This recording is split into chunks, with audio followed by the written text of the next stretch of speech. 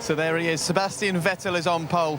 You saw him playing table tennis earlier on. That wasn't really much of a challenge for him. Today was. The whole of the pit lane was saying, Red Bull, we're coming after you. Red Bull's message, catch us if you can. That is the second qualifying session in the dry that Red Bull have managed to secure a 1-2 on there. And Eddie Jordan joins us from the UK. He may well be stranded, unable to join us out here. Red Bull, though, Eddie, they are flying.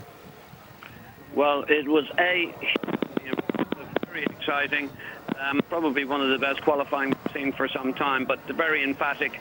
Red Bull are absolutely there as we thought they would be when they got their act together into reliability. It's a very dominant show. OK, thanks a lot, EJ. Great to get your thoughts through the crackle there. Thankfully, we can hear David Coulthard well. And David, Red Bull have really sent a message to the world there. Not just what Christian Horner said on the radio, but that qualifying performance, far more important. Yeah, I think that, you know, I'm surprised, frankly, that McLaren went a little bit stronger than that. And I think Lewis will be certainly disappointed. But, yeah, what right-hand control? You know, it's been being said repeatedly in the last few races that they don't have it. FIA have clarified the position and they've gone out and they've actually increased their qualifying performance. So I think that's an important day for the team to prove that they're doing it just because they have a better package. So the rest of Formula One have spent the first 3 qualifying sessions of the season thinking that it's a ride height control that is the reason why they're behind Red Bull. Now they've got to go back to the drawing board and try and work out the real reason why they're not actually cutting the mustard at the front. Well, I think there's an element of that, and also the way I see it, when you have teams talking about other systems and other cars, then they don't need to put it in the public domain for to actually bring it to the awareness of the FIA. They can talk to the FIA privately. If they're putting it in the public domain, it's because they want to distract from something else that's going on. So it'll come out in time what McLaren are working on.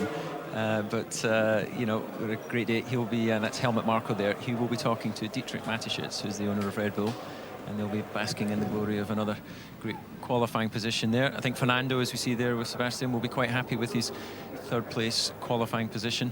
And it's going to be, I think, quite a hot race. It's all going to be down to that first lap, first run to the first corner. And of course, Mark Webber will trying to make up for the mistake in Malaysia. Maybe he'll slip down the inside of Sebastian. I'm sure he'd enjoy it if he could do that. And I'm surprised that Dietrich isn't watching the television wherever he is. I'm sure he didn't need a phone call to tell him that his boys have locked out the front of the grid for tomorrow's Grand Prix. How important is it for Red Bull, though, that they demonstrate to Sebastian that they can get it together, they can overcome what many people are calling an unreliable car, if you like, because he's a guy who is going to be such hot property. He was last year, he's going to be even hotter at the end of this season, and they'll want to keep him. Yeah, but I don't think they have a problem with that. They have a multi-year contract with him. He's committed to Red Bull. He knows the program that's going on, and it's not a question of sort of them and the driver, you know, being two separate entities. They work together. You know, it's about building a team together, and he has to, you know, he knows the car intimately, and he explains that to the engineers and designers, and they work on the car. Well, Christian Horner, what ride height control indeed. We all enjoyed that on the radio. I bet you planned that for a few days, didn't you? Not really, because as I say, we've never had one. So no, I have no idea where Sebastian produced that final lap from. He's been struggling in sector 1, you know, all weekend, and he pulled an absolutely stunning lap out of the bag, you know, just to pit Mark, and great to see both of them at the front. Yeah, what was a surprise there was McLaren had looked quite strong through the early parts of qualifying. Had you held back a little bit in those first 2 qualifying runs and run a bit more fuel, perhaps? Where did that extra performance come? David, I'd love to say we were sandbagging all the way through, but we weren't. And I think on the prime tire, the McLaren looks strong. And the guys just tend to wind themselves up towards that last session of qualifying. They know they've just got to be in the top 17, then the top 10. And they just seem to pace themselves, and particularly Sebastian, who been struggling a little bit, you know, here this weekend compared to Mark, but then pulled it all together on that final run. Yeah, it's quite Senna-esque, wasn't it, the way he pulled out, as you say, that last lap? I mean, you've played table tennis with him, you know, mentally he's pretty tough. Yeah, he is a tough customer, Christian. You know, to put it all together under pressure is very impressive for someone that's so young. So a great performance from him and from the team today. Well, thanks very much for popping out and joining us. And how much would Mark Webber like to dive down the inside of his young teammate at the first corner tomorrow? I'm sure as much as Eddie Jordan would love to be here in one of his shirts. So He'll be watching at home. Give him a wave, and I'm sure he's missing you as well. absolutely. All right, thanks very much for joining us. He's probably sitting there in one of his best shirts just watching this. All right, thanks a lot. Nice to see you. OK, let's hear about Lewis Hamilton's moment then in qualifying. We thought there was a bit of an issue with his gears as he started that flying run, so let's get his thoughts now. He's with Lee. Lewis, how are you feeling with your qualifying today? We heard an awful lot of talk on the radio about false neutrals and all these different things. Is 6 OK for you? Not at all, no. Of course, we wanted to. We were doing so well in practice, and in Q1 and Q2, it was quite easy to be up the front. The car started bottoming a lot more in Q3, but I don't know whether that's had anything to do with the balance of the car. But I just couldn't. Had no more time in the car. The car was sliding a lot more, and so unfortunate. But we'll have a good race tomorrow, hopefully. So the problems that we heard on the radio weren't anything that would put you into 6, because you still seem quick out there. But you and Jensen both seem quite puzzled with the difference in the car from practice to now. Yeah, no, I mean, for me, like I said, in Q1 and Q2, the car was even better. And I really don't understand what was wrong with the car in Q3, but I wasn't able to get any more time out of that. That was me on the limit. So I don't know where the time is. We have to go and analyse it and try and find it. But I'm sure tomorrow will be a good race. Well, McLaren have blown everybody away in practice sessions here. It comes to qualifying, and Lewis can only pull out 6th on the grid. Yeah, I think that, just going back to what Christian said, he thinks that they're very quick on the prime, but then in the option, as we join Lewis here on board, weaving side to side, I'm sure he had a good look in his mirrors there to make sure no one was behind him after the warning that he got in Malaysia. But maybe they just don't get the performance out of these softer option tyres. Why would that be? Well, the tyre compound is different. The construction's probably different a little bit as well. And, you know, just the way it interacts with the suspension, the way the driver gets the feel. There'll be so many factors. You know, we're talking a few tenths between their qualifying position and Red Bull, that just subtle differences make a big difference. And we thought there might have been an issue with him changing gear. Yeah, we hear it there as he went into turn 2. He delayed the downshift there, which, you know, could be the issue that Lee had raised with him there in the interview, or it could be simply that he knew he was on the edge of rear grip, and then the last thing you want to do if you're at that situation is then go and call for a downshift, increase the RPM of the engine, and for sure what you're going to do is slide the rear again. So that could well just be a tactical decision by Lewis in the car. But, you know, he looked like the guy most likely from McLaren, and in the end Jensen was able to pip him. So we either have to presume Jensen did a fantastic job, or Lewis left a bit of lap time there on the board. Well, Lewis's last 3 qualifying results have been 11th, 20th and 6th. I mean, 6 is an awful lot better than his previous 2, but it still leaves him a lot of work to do in the race. Yeah, he's obviously not quite settled with this car so far this year. He's not had the best start to the season. His race pace has been phenomenal, and if we think back to Australia, where he declared himself that was one of the best races that he's done. Malaysia, some fantastic overtaking. So I think we can expect some excitement from him tomorrow, but there's something missing there in quali at the moment, as indeed there is with Michael Schumacher. And of course, this is the team with the notorious F-duct, which is apparently going to make them fly down the straights, and we've got one of the longest straights on the calendar here. Well, it is helping them fly down the straights. Martin mentioned in commentary that they have 8 kilometres an hour over the Red Bull in a straight line, and a large part of that will be a combination of the F-duct, and of course, you know, you've got to take into account how slippy the engine is and horsepower. OK, well, it's 5th and 6th on the grid then for McLaren. We can now hear from their team principal, Martin Whitmarsh. Martin, we just spoke to Lewis. He said he didn't understand why there wasn't any real pace in the car in Q3. Have you got any answers?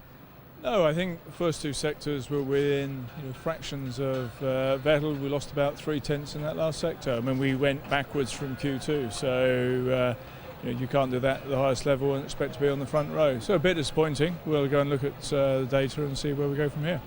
But why? Because the car wasn't so strong on the soft tyre? No, we went slower in Q3 than we went in Q2. That was also on the soft tyre. So, you know, whether we got too much pressure in the tyre, whether the pressure was, or the tyre was too hot, I don't know. But we lost a lot of time in that last sector. We'll have a look now and find out what that was. I think tomorrow's probably going to be wet, probably going to be a very different race. OK, what was going on with the false neutrals? Well, occasionally a gearbox, if you coast and you're off throttle, then it can just go into a false neutral. It happened once. It didn't affect the session. Obviously, it's disturbing to a driver when you going smoothly through the gears and it hesitates, but there's no problem there. Thanks, Martin. How would you describe that? Deflated? Well, he's certainly talking about tyres, wasn't he? So he does seem a bit deflated when you consider the interview before, and where he was asking whether it's an open question to us all: will the pace of cars be affected now that there's been a clarification from the FIA over ride height control? Well, I think he's got his answer. And Jensen said before this weekend's Grand Prix, the time for excuses is over. We now need to produce a fast car, and if they can't do it here, boy oh boy, by the time we get to Spain, they need to have one. Yeah, but McLaren showed last year that they were able to develop at an amazing pace. They started last season with a big deficit to the front, and I think they pulled back about 2 seconds. So if any team can make big strides, then they certainly have the resources and the capabilities to do so. OK, it's now time for the drivers' press conference with the familiar faces. Sebastian, 3 poles this season for you. 4 out of 4 now for Red Bull. You're making a nice habit of winning the qualifying battle. Yeah, I mean, it was tough today. I mean, I was not so happy yesterday, and this morning especially, Mark was quite a bit quicker than me. We did some changes, so we went a little bit in Mark's direction, but it was extremely difficult. I was struggling in the first sector especially, and now going out of qualifying, and I was purple in sector 1. So I think we did a good step forward. I found a better line that worked in the end, remembering last year a little bit. I think I lost the way a little bit in free practice. But yeah, I had 2 very good runs in Q3. The last corner in the first run, I was a little bit too wide. Otherwise, it would have been already, I think, a very good time. But the second run was just a bit better, so everywhere. And it was a fantastic lap. And as you said, 4th consecutive pole position for Red Bull. Obviously, we are proving that we have a very fast car. And independent, it seems independent from the circuit type. At least, we're always able to be up there. So I'm very, very pleased with today, especially thanks to the mechanics, because they had a 0 lunch, as I required, or we required a lot of changes. They had to work basically from the end of free practice to qualifying. So thanks for that. And yeah, let's see tomorrow. Might be wet, will be wet. So let's see. More on tomorrow's race in a moment. Mark, Sebastian thanking the team. Maybe you should be thanking you for steering him in the right direction after practice this morning. Yeah, we were going very well in P3 this morning. As like Seb said, come a little bit my way on some of the settings, and it was a good battle again between both of us. And he's done a good job in Q3 again. It was definitely a very good lap from Seb, and I've pretty happy with my lap. So it was again a big credit to the team again. We've locked out the front row again. We did that in Melbourne as well, and probably would have had a good chance in Malaysia as well if it wasn't for a mixed session. So in the end, very, very positive. Excuse me, very positive for the team. And I've got a frog in my throat, so yeah, good. But also the mechanics, yeah. I mean, there was stuff coming out from on the plane literally last night, which wasn't easy because we have a volcano exploding apparently. So to get some stuff to my car today was impressive for all the guys. So another great team effort today, and yeah, we've got an interesting Grand Prix tomorrow. So I'm looking forward to it. I wish we could go back out now, but bit of a sleep, and we'll come back out tomorrow. Fernando, completely different session here for you than it was in Malaysia. It's the 3rd time this season you've started 3rd on the grid. Is there any more to come in qualifying for Ferrari, or is that the maximum you gave it today? I think, once again, this is the maximum of our potential in quali. We know that the race pace is a little bit better for us, and we feel more comfortable always with more fuel in the car and more longer runs. But in one lap performance, I think we maximize always the potential. We did it in Bahrain, in Australia, and here with 3 times 3rd on the grid. And in Malaysia, we did a mistake in Q1, but in normal situation, I think this is the maximum we can do at the moment. And Sebastian, the race tomorrow, you're hinting that we might see rain. It could be a very interesting race. You'll be looking in those mirrors for your teammate going into the first turn. Well, I think it will be raining tomorrow. It's just a question when, really. Similar to the last 2 races. I mean, Bahrain was pretty straightforward. We were not afraid of any rain. But yeah, again, for Sunday it looks quite bad if you look at the weather. So it will rain. The question is, will it be wet the whole race throughout the whole race, or after the start at some point? So we will see. But I think we have good memories to the wet conditions last year, both of us, and if the rain comes, obviously it's best to start in the front, which we do because you're the one that sees best. So that's quite important. So no matter what, dry or wet, I think we should be well armed for tomorrow. 5 Live's very own David Croft with the questions there. The big question for tomorrow is, can Red Bull turn 1-2 on the grid into a 1-2 race finish? Don't forget, the pole sitter has yet to win a race so far this season. We've heard from some of the front runners. A great performance today, David, from both Robert Kubica and Adrian Sutil into Q3 once again. Yeah, that was very strong performances. They were definitely moving up. The guys that moved down was obviously Schumacher in 9th. Kamui Kobayashi, he drops down to 20th because he's had to change his gearbox, as has Karun Chandhok, although it has no effect on Karun because of course he starts 24th at the very back anyway for tomorrow's Grand Prix. And if all the cars start on the grid, it would of course be the first time that we had all of them getting off from the grid at the very start of the Grand Prix. Don't know whether that will happen or not. One thing we do know for certain though is that Jenson Button will start 5th for tomorrow. He's talking to Lee McKenzie. Jenson, how do you feel about 5th? We heard so much talk on your radios of false neutrals and all this sort of business. Yeah, I had a few problems. Through the most of qualifying, really, I struggled with just getting a whole lap. I mean, I couldn't get a whole lap with the tyres. They were either not warm enough at the start of the lap, or they were overheating at the end. So I was really struggling with it. And in Q3, the last run, it was much better, but it was just a little bit too much. Too late really, because the car felt very different and a completely different balance. So I was playing around with the diff and the front wing, but it was a little bit too late. So a bit frustrating that it took us that long in qualifying to get the balance right. But considering P5's okay, it's just a pity to get pipped by the Mercedes at the end. But we'll make up for it tomorrow. Are these problems, the false neutral and things that concern you for tomorrow's race? That's not an issue really. That's not a problem at all. That's just happens now and again. But it wasn't on a quick lap; it was on an out lap, so it's all right.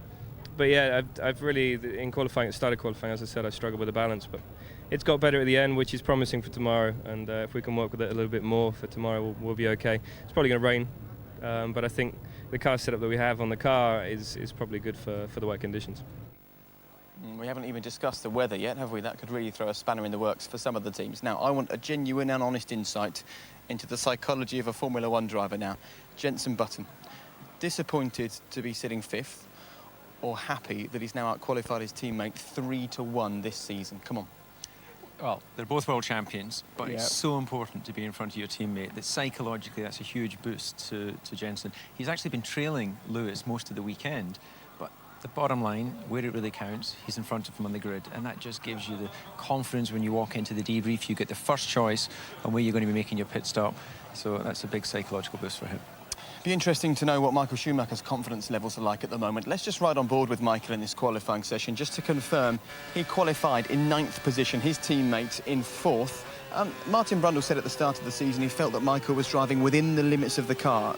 Just riding on board with him now and watching the way he's driving, do you think that still might be the case? Yeah, definitely. Look at this. Looks like he's going to the grid, a little bit of correction as he powers off turn 3, but otherwise all calm and together. This is actually the biggest gap we've seen between Nico and Michael in qualifying. Locked up the front wheel into the hairpin there and then accelerates out into fast turns 7 and 8. Let's listen to him here. Well, absolutely flat through 7, so that's a positive sign. But again, through 8, all looks very steady. And then 9 and 10, bit of oversteer as he goes through the apex. But otherwise, he's not looking like he's hustling the car. Now, whether that's because he just simply doesn't feel he can, or whether this is his new limit, will come out in time. This is becoming such a frustrating situation because we speak to Norbert Haugen. He says, yep, as far as I'm concerned, I'm happy with Michael. He's doing fine. Michael Schumacher tells us, I know what the issues are, you don't, and I'm happy as well. How can Mercedes and Michael be happy when we keep on having it in black and white, on paper, your teammates faster and getting even faster? Yeah, as I say, I think the gap here is almost 6 tenths between him and Nico. as he enters the second last corner there, just playing with the throttle coming off. And let's just see how he is through this last corner. Telltale, the quick guys have been running out onto the artificial grass and exit. Look at that. Only gets his front wheel onto the curb, so he's not actually even pushing the car all the way through the apex. So it's almost as if Michael just doesn't have the confidence to carry the speed, throw the car into the corner in the aggressive way that we were used to seeing in the past. OK, let's see how he's feeling. He's been talking to Lee Mackenzie. Michael, just tell us about your qualifying. Was it trickier out there than you thought? It was pretty tricky, yeah, indeed. Didn't really find the balance of the car all weekend, and well, finally, obviously everybody knows that we have a new rear wing solution, and we were both of different opinion, and maybe Nico's opinion was slightly better than mine. And just tell us about what the other problems are that you're not quite comfortable with at the moment. Well, I'm obviously in certain areas not quick enough. We have worked on this all weekend, and it's sort of just on the exit of corners. I just struggle a little bit with rear end grip in these moments. So we keep on looking into. And what about the race tomorrow? How are you fit for that? Well, it's going to be tough from where I am to sort of think really positive, but good points are certainly possible, and then rain might help us. We've seen enough interviews with Michael over the years where he has that steely look of frustration in his eyes and he does not want to answer questions. He doesn't look like that kind of Michael at the moment, does he?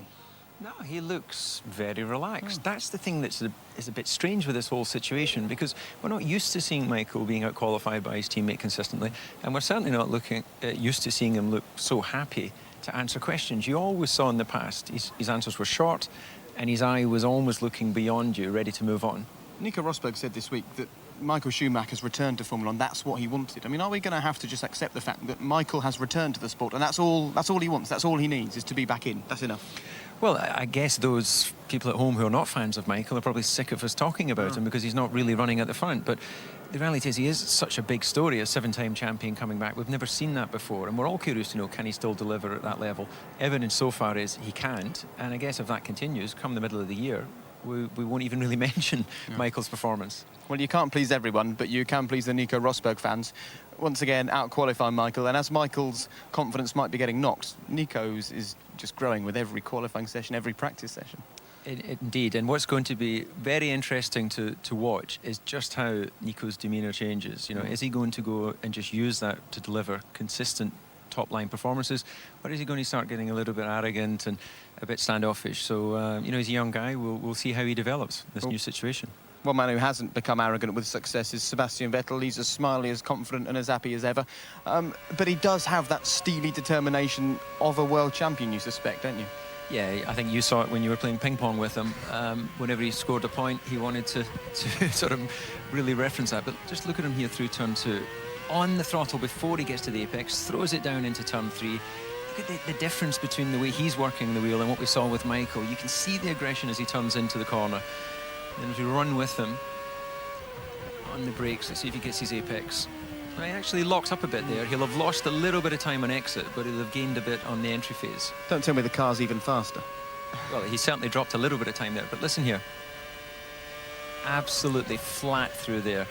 Picks up his apex superbly, but watch his turn in to 9. Smooth, knows where he wants to position the car, and he's just kissing every apex. It's almost as if someone's drawn a line. This is the perfect line around the lap, and he's able to achieve it. Is he driving the best you've ever seen at the moment? Yeah, I really think his qualifying performances are remarkable. There was no sign during practice that he was going to pit Mark by 2/10, but yet when it came down to it, somehow he found the time. And I think Christian Horner mentioned in his interview that he'd been slow in the first sector, but he was able to deliver when it really mattered. Sounds great as well, that car, doesn't it? People talk about the Renault engine. It sounds fantastic when it's fantastic. That was 18,000 RPM and 200 miles an hour. Let's just watch him this last corner. See how much of the exit curb he uses. Right out there kissing the artificial grass, making full use of the road available. And that's what a man feels like when he's in pole position. You could see the head ducking there. He was probably saying, yes, amazing. I've done it. That was a good foot of difference between him and Michael Schumacher. Right, if you've only just woken up and you've only just got out of bed and you've missed all the action from today, then you can see it again. Another chance to watch qualifying on the BBC this afternoon at 1 o'clock, and there's plenty of other sport coming your way as well. You can see the Rugby League Challenge Cup 4th round, 2:15 BBC One, that's Hull against Leeds. It's also the first day of the Snooker World Championship at 2:30 today on BBC Two, and of course we're back with the race 7 o'clock tomorrow morning, BBC One, and once again Eddie Jordan can watch from the comfort of his bed. Lucky him. David, thank you very much indeed. So once again, it's a 1-2 place on the grid for Red Bull. Mark Webber against Sebastian Vettel. Keep your eye on that first corner. See you.